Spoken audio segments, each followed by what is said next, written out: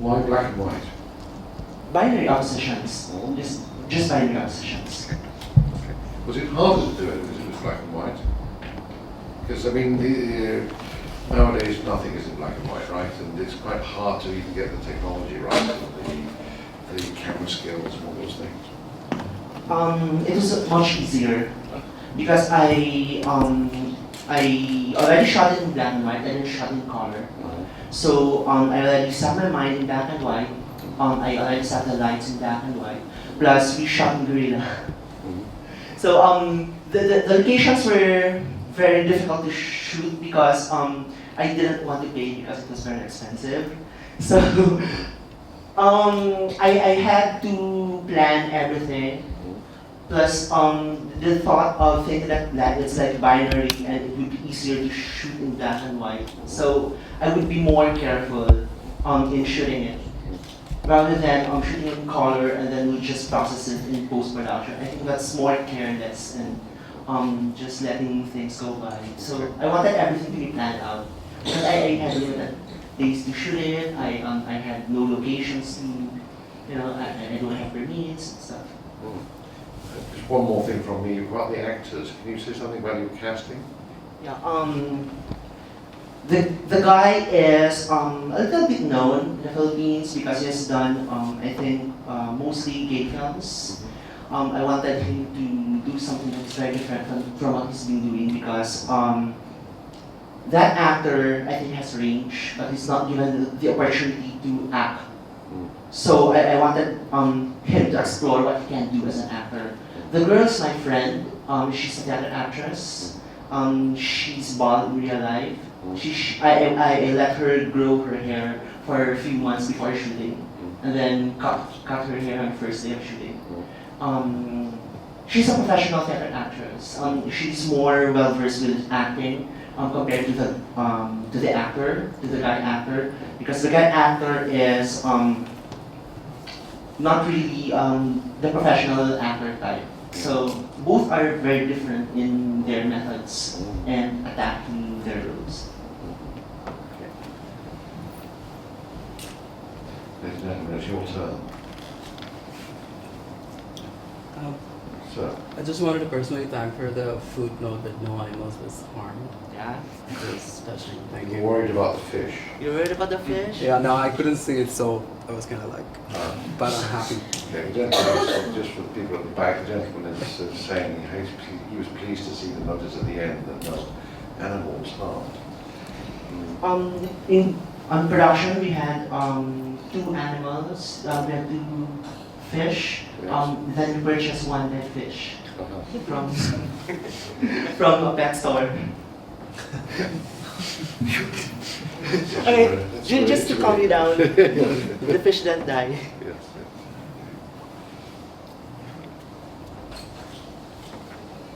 Could you share with us one of your more challenging projects and why?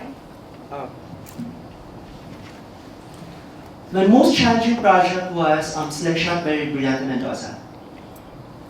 I learned from Slingshot, Yeah. I think it also screened here. Yeah, later, sure.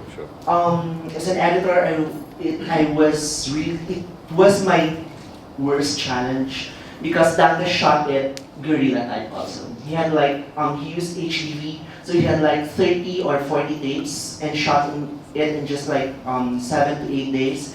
And I had to sort things out. He had no script from the start. I had to edit everything. So it was very challenging because we had to thread the story from the very beginning and form the script from that edit. So I did the edit first before forming the script, everything. Madness is also a challenge as a director because logistically it's a nightmare. I had no funding. I had to finance it myself, and I was thinking that after 3 years I had to do something that's very different from my first film. And I had a very hard time threading also the storytelling because I had options during the editing, whether to tell the story as one whole narrative without the chapters, or thread the story in an ABAB sliding doors type of story. But I ended up with having separate episodes. So everything in Madness is a challenge, from pre-prod to post. What is the Grit project? The Great Project is a company I formed after the Thank You Girls. Ah, it's yours. It's mine, It's yeah. you. Okay. It's mine. Okay. Anything else you'd like to know? I have a question. Please. What was the function of all the wide shots in the film? You have a lot of those really great ones where there's the two of them in the frame. Okay, the wide shots, if you've observed, are the shots that include just the two of them together. So it's like, as I said earlier, we are the audience, we are the spectator of this film. It's up to us to interpret everything. During the interviews, it's like pouring more of themselves. It's like the eyes or windows of that cliche, the eyes or the windows of their soul. It's like you are putting your perspective closer and closer to their souls, because in every chapter there's always the succeeding chapter of their lives, there's always a revelation until you come to that final revelation at the end. So it's like when the wide shots are more, what do you call that? You are estranged. You don't seem to sympathize with any of them. It's just like you just see the pattern from the girl walking out in her episode, the guy walking out in his episode. That's just the pattern, and then some stuff that they talk in common in every what do you call that, chapter. So it's like we are just them. We are just observing them. We are strangers to them. We don't know them. We just know them when they are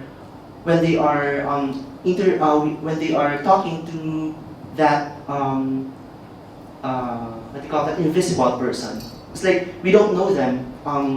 That's why it's wide shot. We don't know them when they're together. So whoever tells the truth, up to you. So that's when your subjective interpretation of their version would change when you've already known or seen the ones with the close-ups, because that's where you know that they are telling the truth. So that's where everything changes on your perspective and your subjective perception of them.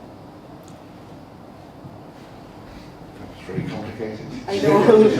I don't know how to. Yeah. So, What were the purposes of your of the speaker dialogues? For the lady, she had one on reproductive health, and then for the man, it was involving marriage. Oh. I was making a statement about religion in the Philippines. The church is a very big factor in the Philippines. It's just like they need the what do you call this? They need the they don't need the they dictate, not really dictate, but it's just like they meddle with the affairs of the government. In the woman, the issue is reproductive health bill, because it's related to her baby, the use of condoms, and then the man, his issue is divorce. And in the Philippines, divorce is a big issue right now. It's related to the man because of his relationship with the woman. It's like they are divorced. I make a statement about if a relationship doesn't work, then just have to break up. If a marriage doesn't work, you just have to break up. But there's this church, which is a bigger establishment, which is a big establishment in the Philippines. It's influencing the lives of the people. So somehow, even if you don't see the priest preaching, it's making an impact on the lives of these two people who are very isolated. Their worlds are just within them, but somehow a presence that is not seen is still influencing their decisions. So for both episodes, I'm making a statement about the church not really doing well in terms of mending affairs with the state and the lives of the people. Because in the Philippines, people are very religious. So I think the man has said that religion is, they're basing all their decisions based on religion. Most of the people in the Philippines. What's the reaction? I don't know. Yeah, it was released in the Philippines. It competed in Cinemalaya for for the NetPack category. When people saw they reacted, People probably don't know what Cinemalaya is. oh, sorry. Cinemalaya is independent film festival in the Philippines. They give money to aspiring filmmakers, and then they provide seed grants, and then you do the film and then you compete in that festival. So there's this side section in that festival. It's called NetPac, the Network for the Promotion of Asian Cinema. They choose finished films that will compete in that category. So my film competed in that, and then the people reacted on the fish. Many people walked out from the theater because of that fish scene. And then after viewing the film, they wanted to view it again because they wanted to see the clues leading to that revelation at the end. And then they were speechless. I don't know why. Well, after the film, they were just like watching the screen, looking at the screen. It's maybe I can just say one thing about that. Your film, as I tried to say in the catalogue note, is extremely different from other recent, particularly recent, but I think actually any Filipino independent film. Well, there hasn't been a film like this before that I'm aware of anyway. And I think it does have some roots in, for example, some of the things that Ishmael Banal used to do in a very different concept working situation. But broadly speaking, this is an original. And I think that part of the audience issue will be, how do we react to this? There are no fixed points for you to cling on to, I guess, in a film like this. That's my sense anyway, I don't know. In the Philippines, after they've watched the film, it's either they hate it or they love it. But I think majority of them love it. But those who hate it really, really, really hate, extremely hated it. Because probably they're not used to a film that is longer than the usual length. And then some even say that it's like faux art. It's like what? Faux art. Faux art. Yeah. Oh. I don't know why they call the film faux art. I thought it was art. Anything else? So. Can you speak to a bit of the about the production of the sound? I'm just curious, did you just use like the camera's microphone? Because I noticed a lot of background sound throughout the film. That's where all my money went.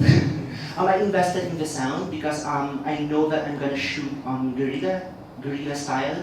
So I know that my sound wouldn't be that good. So I invested in a really good audio people. We attached the equipment and the bodies of the actors during the wide shot scenes in Manila. And then I had to, I did everything in post-production for most of the sound. Because I know that audio is very important for that, for this film. So I cleaned up all the dirty audio because of that during the time of shoot. So yeah, that's where I invested my money for that sound. Because the diegetic sounds are very important in the storytelling of this film. So the sound that is there is sound you want to have there. There's no sound there by accident. There's no sound there by accident. Everything was planned. Even the planes. It is funny because that cemetery scene, it's near the airport. So it was very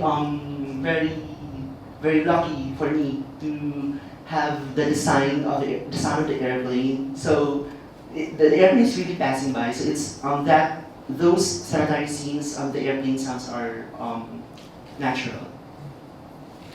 So, but they are all planned. No accidents in the sound of that. Well, we've been going for a while. I think we have to stop the formal thing, at least in here. If you want to ask Charliebebs more questions, or you want to give him comments, or you want to give him a cuddle, or whatever you want to do, the lobby awaits, or the sidewalk even outside, if need be. Thank you so much for coming. Thank you very much for your interest. The film is on again, so you could recommend it to anybody you know who wasn't here today. I'd like to just say thank you to Charliebebs for bringing the film to Vancouver. Thanks. Thank you guys for